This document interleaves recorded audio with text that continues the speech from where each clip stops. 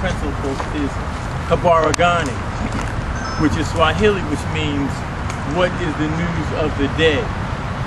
Now the news of the day, according to the 7 principles, is Imani, and Imani means faith.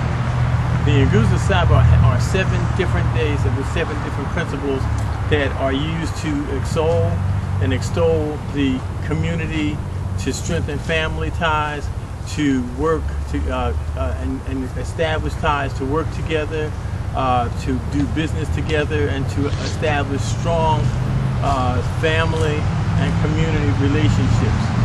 We meet here today because this is where we have we call this our Remembrance Day ceremony.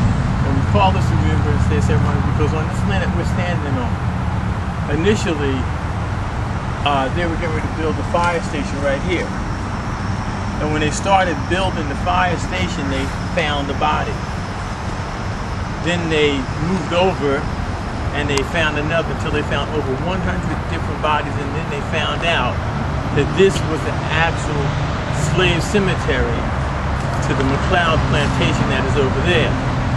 Now the McLeod plantation is one of the oldest plantations in the South, in South Carolina, founded in 1678. Now that's significant when you consider that Charleston was founded in 1670. By 1678, the McLeod plantation was so large and functioning over most of James Island, so much so that they said you could not land on property on James Island that was not either connected to or part of the McLeod plantation. Well, as a result of finding all the bodies here, the city of Charleston decided that they would not put the fire substation here, and that they would leave this ground alone. And so we have claimed this ground here to honor the Africans who were brought in, many of which were actually first-generation Africans who were brought here, and as they and who lived here, and who worked here, and who died here. So we come here every year, every January 1st, to renew our respect and to renew our own knowledge of the fact that they who came before us, and that we stand on their shoulders, and that now our shoulders have to be available for our young children to stand on. So that's why we come out here today and we do the libation, which I'm about to do again here. A libation is actually an African ceremony, a very African tradition, in which water is poured onto the ground because we come from the ground. And the water fertilizes the ground, and as a result we are fertilized by the fact that we come from the ground, that we live our lives, and we return to the dust, and then other generations come after us. Now the tradition is that as we say, as I pour the water, you should say a name of an ancestor, somebody in your family who's passed on. It might be a great-grandmother, great-grandfather, or uncle, father, whoever. And after each time that you say that particular person's name, you respond by the African word Swahili, meaning Ashe. Ashe means yes, it is so. So if I say, and I'll start it off in honor of my father, Robert B. Small Sr. Ashe. And you all may call out names of ancestors that we may also honor them in their existence here on earth. In honor of my father, Elijah Sparkman Sr.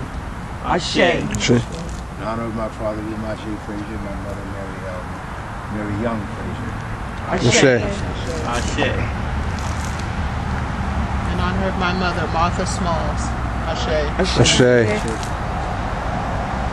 honor of my grandmother, that was Ashe. Ashe.